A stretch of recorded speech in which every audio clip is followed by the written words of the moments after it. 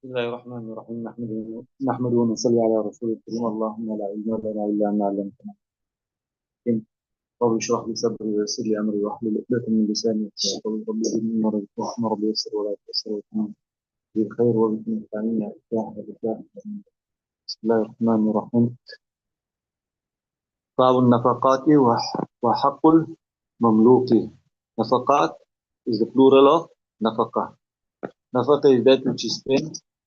In Sharia, nafaqa includes food, clothing, and residence, right? The plural form has been used here because there are many kinds of nafaqa, like the wife's nafaqa, the children's nafaqa, the parents' nafaqa, nafaqa of relatives, and it covers the wajib and the non-wajib.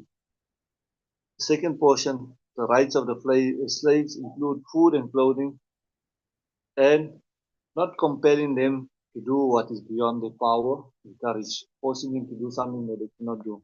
Concerning nafaqa of the wife, the nafaqa of the wife is wajib on the husband. He must provide for food, clothing, and residence, irrespective of whether he is younger than her or older, whether she is an adult or minor, with whom intercourse is not possible. However, nafaqa is wajib on the husband provided the wife has submitted herself to him in his house. Though she has not given herself to his charge, yet there is either a right of hers or he himself does not ask her to submit herself to him. So the right is whether she's younger than you or older than you, even if she's the one who's working and you're the one sitting at home, it's your duty to provide for her. Unless she stipulates, whether she's not in your house or she's in your house, you still have to provide for her. Unless she says that it is not proper that the husband must ask his wife to uh, that he asked her that she must make the nafaqah. He's supposed to provide. They must live together and they must content themselves with whatever is easily available to them. They must follow the customs of noble families, whereby the husband must work for a living and the wife must take care of the household needs. The husband must provide the necessities according to his needs, right? With regards to the house, the husband must provide his wife a house suitable to live in, keeping in view with the demands of the Sharia and also his own needs. Right? Not what's beyond his needs. Now he can't afford a mansion and she demands a mansion. Wife's relatives visiting her. He has no right to just allow her parents to visit her once in a month and to stop them from visiting her and to stop her from visiting her parents once a month. He may only prohibit or forbid her from visiting if it goes beyond once a week.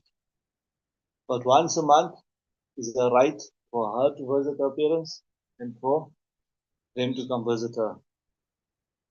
A divorced woman in a iddah is entitled to pay from her husband maintenance and residence, whatever the kind of divorce, whether it's raji, ba'in, mughallaza, whatever, whether she's pregnant or not, it's still the right of the husband to provide while she's in iddah. عائشة رضي الله عنها قالت إن هند بنت عتبة قالت يا رسول الله إن أبا سفيان رجل شحيح وليس يؤتيني ما يكفيني وولدي إلا ما أخذت منه وهو لا يعلم فقال كل ما يكفيك وولدتي بالمعروف فقال عليه عائشة رضي الله عنها نبيت in the daughter of a person and yes for Allah in Abu Sufyan is a man who is very wisely and they want to me that it is sufficient for me and my son so I said that which I think for me and there's no hope Rasulullah sallallahu alaihi wasallam said I think that it is sufficient for you and your child with goodness so not over the not over excess.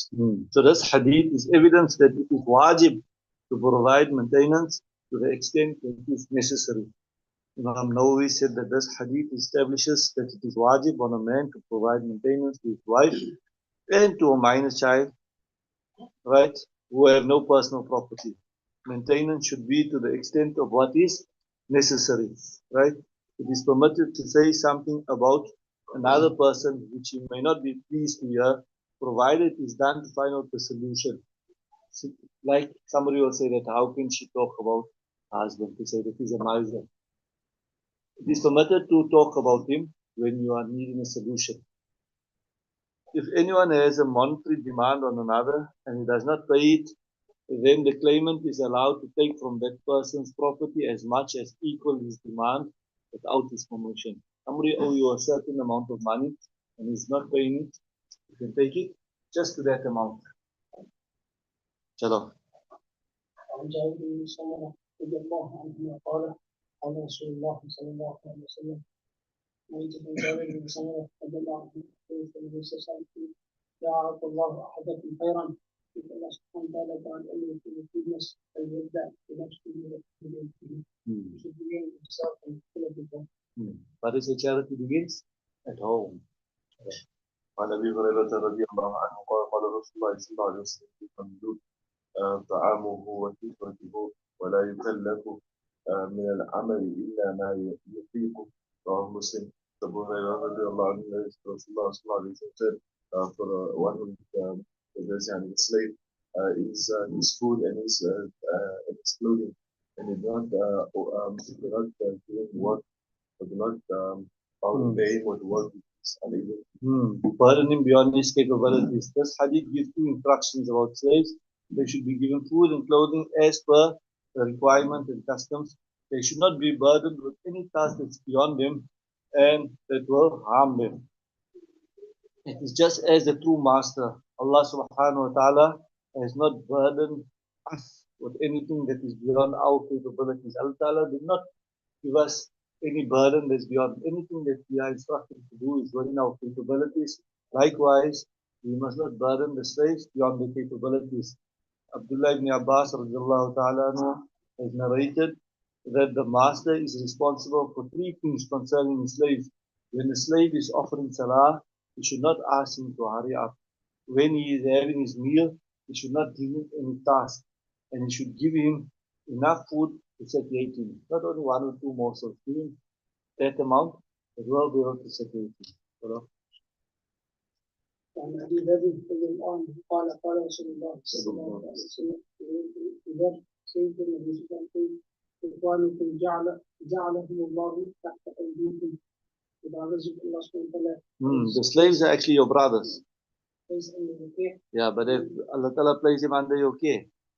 ومن جعل الله أخاه تحت يديه لأنه الله سبحانه وتعالى place under care فليكفيه مما يأكل فليلبسه مما يلبس أدونه فليكفي أدون يسار ولا يكلفه من العمل ما يغلبه